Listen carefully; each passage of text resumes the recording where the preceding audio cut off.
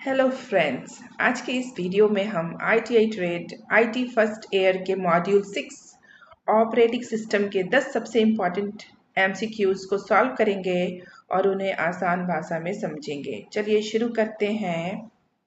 सभी 10 क्वेश्चन का एकदम सरल और क्लियर एक्सप्लेनेशन मैंने कर दिया है ताकि आपको कॉन्सेप्ट हमेशा के लिए याद हो जाए।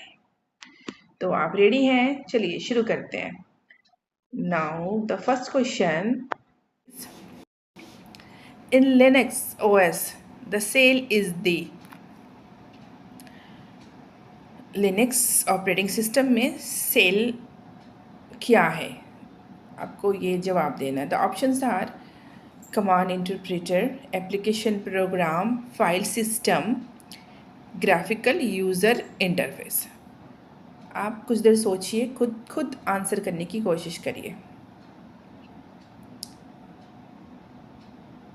Okay, the answer is option A, command interpreter. Okay, तो अब मैं इसका एक्सप्लेनेशन कर दे रही हूँ ताकि आपको और अच्छे से समझ में आ जाए। तो सेल, सबसे पहले सेल होता क्या है? लिनक्स ऑपरेटिंग सिस्टम में सेल क्या होता है? तो शेल एक ऐसा प्रोग्राम है जो यूज़र और ऑपरेटिंग सिस्टम के कर्नल के बीच एक ब्रिज मीन्स इंटरफेस का काम करता है। जब आप कोई कमांड टाइप करते हैं तो शेल उसे इंटरप्रेट यानी कि ट्रांसलेट करके ओएस को समझाता है कि क्या काम करना है। ठीक है, अच्छे से समझ में आ गया आप लोगों को? तो आंसर क्या होगा? Command interpreter. Now the next question is what is the use of network and sharing center in Windows OS?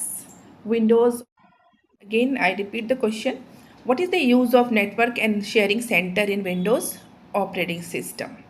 Options are allows user to share files and folders in hard drives. Option B allows user to share files and folders, images and videos in SSD. Option C allows user to view and manage drive partitions. And option D allow users to manage access to various network resources. तो friends, पहले आप कोशिश करो क्या होना चाहिए answer. आप अपना आंसर कमेंट्स में लिख सकते हो।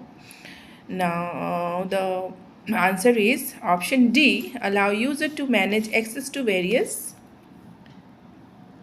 network resources. What is the answer? Answer D is the correct answer. अब इसकी एक्सप्लेनेशन भी देख लीजिए।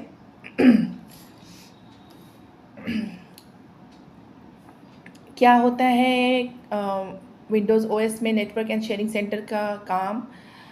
इसका मेन काम कंप्यूटर के सारे नेटवर्क कनेक्शंस, वाईफाई हो, इथरनेट हो, इन सब को मैनेज करना है। इसकी मदद से आप चेक कर सकते हैं कि आप इंटरनेट से कनेक्टेड हैं या नहीं, और नेटवर्क पर दूसरे डिवाइसेस के साथ रिसोर्सेज शेयर कर सकते हैं कि नहीं। बहुत ही आसान भाषा में मैंने इसका एक्सप्लेन कर दिया है। इसको आप याद रखेंगे तो आपको इसका आंसर अच्छे से याद हो जाएगा। Now the next question number 3 is boot failure can be the result of boot failure किस वजह से हो सकता है? boot failure किस वजह से हो सकता है? The options are corrupted OS, faulty keyboard, no mouse connected, no software updates. Take a 30 seconds and give your answer. Options are corrupted operating system, faulty keyboard, no mouse connected, no software updates. What will be the answer? The answer is faulty keyboard बिल्कुल भी नहीं होगा, no mouse connected इसकी वजह से भी नहीं होगा, no software updates ये भी नहीं आंसर है। तो क्या होगा इसका आंसर?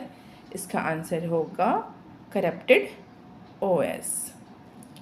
ठीक है, अब आते हैं कि बूटिंग का मतलब क्या होता है। बूटिंग का मतलब भी तो समझ में आना चाहिए ना। तो बूटिंग का मतलब होता है कंप्यूटर का स्टार्ट होना। जब हम कंप्यूटर को स्टार्ट करते हैं, दैट प्रोसेस इंक्लूड्स और that process is called booting. Booting का मतलब होता है कंप्यूटर का स्टार्ट होना और ऑपरेटिंग सिस्टम का लोड होना। समझ गए? Again I will repeat, booting का मतलब होता है कंप्यूटर का स्टार्ट होना और ऑपरेटिंग सिस्टम का लोड होना। अगर आपका ऑपरेटिंग सिस्टम ही करप्टेड है, यानी कि ख़राब हो गया है, तो कंप्यूटर फाइल्स को रीड नहीं कर पाएगा और बूट फेलियर दिखाएगा। कीबोर्ड या माउस ना होने से बूट फेलियर नहीं होता है। समझ गए? What is the answer? Answer is corrupted OS। Now come to the next question, question number 4। Question number 4 क्या है? Which Windows tool can free up hard drive space? Windows का कौन सा tool hard drive space free करता है? Windows का कौन सा टूल हार्ड ड्राइव स्पेस को फ्री करता है? ठीक है, options are cleanmgr.exe, taskmgr.exe, clc.exe, defrag.exe। क्या होगा आंसर? इसका आंसर, इसका सही जवाब होगा option A, cleanmgr.exe। Understood? cleanmgr.exe का मतलब है डिस्क क्लीन अप। यह टूल आपके सिस्टम से टेम्पररी फाइल्स, रिसाइकिल बिन का कचरा और अननेसेसरी फाइल्स को डिलीट करके हार्ड ड्राइव में स्पेस खाली करता है। Understood? Now the next question, question number 5, which mobile operating system was developed by Apple Inc. company? Apple company ने कौन सा मोबाइल ऑपरेटिंग सिस्टम बनाया है? क्या होगा इसका सही जवाब? ये तो बहुत आसान क्वेश्चन है, इसका जवाब आप लोग आराम से दे सकते हो। Options are iOS, Android, BlackBerry, Symbian। What is the answer? The answer is iOS। iOS means हो गया आईफोन ऑपरेटिंग सिस्टम। तो iOS को ख़ास तौर पर एप्पल ने अपने आईफोन्स और आईपॉड्स के लिए बनाया है, जबकि एंड्रॉयड को गूगल ने बनाया है। ये भी याद रखना, एंड्रॉयड को किसने बनाया है? एंड्रॉयड भी मोबाइल ऑपरेटिंग सिस्टम है और इसको बनाने वाला कौन है? गूगल। ठीक है। Now come to the next question, question number 6। चलिए क्वेश्चन नंबर 6 क्या है? क्वेश्चन नंबर 6 है, the Windows OS utility use to view and manage. The Windows OS utility use to view and manage the disk drives installed in computer is.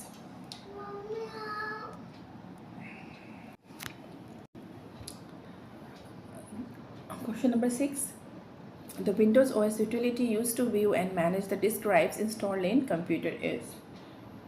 Hindi में अगर इसको बोलें तो ये होगा, डिस्क ड्राइव्स को व्यू और मैनेज करने के लिए कौन सा यूटिलिटी यूज़ होता है? Options are disk management, task manager, performance monitor, system configuration utility. क्या होगा आंसर? तो इसका आंसर होगा ऑप्शन ए, डिस्क मैनेजमेंट। तो इसका एक्सप्लेनेशन देख लेते हैं।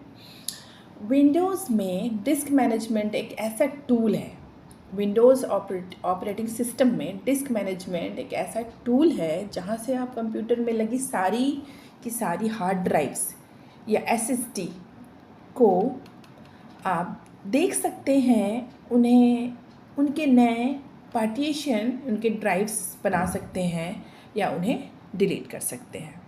ठीक है, चलिए नेक्स्ट क्वेश्चन की तरफ चलते हैं। नेक्स्ट क्वेश्चन है, when the installation of Windows is completed तो ऑटोमेटिकली इंस्टॉल्ड एप्लीकेशन इज़। बहुत ही ईजी क्वेश्चन है ये। क्वेश्चन नंबर 7 का आंसर आप खुद भी दे सकते हो, बहुत आसान है। हिंदी में अगर बोलें तो इसका ट्रांसलेशन होगा इस क्वेश्चन का, विंडोज़ इंस्टॉलेशन के बाद कौन सा एप्लीकेशन ऑटोमेटिकली इंस्टॉल हो जाता है? Options are Word, Opera, Notepad, Outlook. क्या होगा इसका आंसर? इसका आंसर होगा नोटपैड, ऑप्शन सी, नोटपैड। ठीक है। नोटपैड विंडोज़ ऑपरेटिंग सिस्टम का एक ऐसा इनबिल्ट मीन्स पहले से इसमें इनबिल्ट मतलब पहले से आता हुआ बेसिक टेक्स्ट एडिटर है। विंडोज़ डालते ही ये अपने आप इंस्टॉल हो जाता है, जबकि MS वर्ड के लिए MS ऑफिस या ओपेरा ब्राउज़र आपको अलग से इंस्टॉल करना पड़ता है। समझ गए? Now the next question, again बहुत इजी क्वेश्चन मैंने लिया है, क्वेश्चन नंबर 8। बहुत आसान है, इसका जवाब भी आप दे सकते हो बड़ी आसानी से। The full form of MAC, Mac OS is, what is the full form of Mac OS? Mac OS का फुल फॉर्म क्या है? Options are marketing operating system, Macintosh operating system, multipurpose operating system, management operating system. क्या होगा इसका answer? इसका answer होगा option B, Macintosh operating system.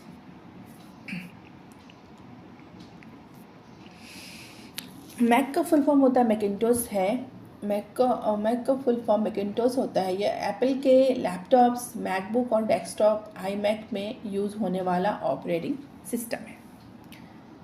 Now the next question, question number 9।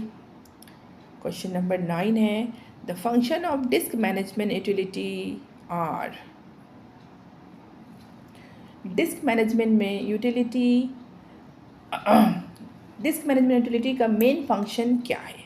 Disc management utility का main function क्या है? Options are uninstall programs, booting the system, format disk drives and rename disk, backup and retrieval of storage. What will be the answer? The answer is format disk drives and rename disk. सही जवाब होगा option सी। सही जवाब होगा इसका option C. Disc management का काम ही drives को मैनेज करना है। इस यूटिलिटी के अंदर जाकर आप किसी भी ड्राइव को फॉर्मेट कर सकते हैं और उसका नाम बदल सकते हैं। चलिए अब नेक्स्ट क्वेश्चन की तरफ चलते हैं। लास्ट क्वेश्चन है question number 10। If there is a mouse failure while using Windows, the operation to open the start menu. अगर माउस ख़राब हो जाए तो स्टार्ट मेन्यू खोलने के लिए शॉर्टकट क्या है? ऑप्शंस है press Ctrl+S, press Ctrl+M, press Ctrl+Escape key, and last option is press Ctrl+Delete। क्या होगा इसका आंसर? तो इसका आंसर होगा option C, that is press Ctrl+Escape key. तो कभी आपका माउस फेलियर हो जाए और आपके पास कीबोर्ड हो, दैट कीबोर्ड इज़ कनेक्टेड, तो आप कीबोर्ड से भी अपना सिस्टम को स्टार्ट कर सकते हो। इसके लिए आपको Ctrl+Escape की प्रेस करना होगा, तो इससे आपका स्टार्ट मेन्यू आ जाएगा आपके सामने और आप you can choose your application, what application you want to use. तो एक्सप्लेनेशन बहुत अच्छे से किया है मैंने। एक बार और मैं बता दे रही हूँ, अगर आपका माउस काम नहीं कर रहा है तो कीबोर्ड पर एक साथ Ctrl+Escape की दबाने से विंडोज़ का स्टार्ट मेन्यू खुल जाता है। इसके अलावा अगर आपको ये याद नहीं है, ये शॉर्टकट अगर आप भूल रहे हो, याद नहीं है, तो इसके अलावा कीबोर्ड पर बना हुआ सिंगल विंडोज़ का लोगो की जो होता है उसको दबाने से भी आपका स्टार्ट मेन्यू खुल जाएगा। तो अगर आपको किसी भी क्वेश्चन में कोई भी डाउट हो तो आप बेझिझक पूछ सकते हो, कमेंट कर सकते हो। Thank you for watching.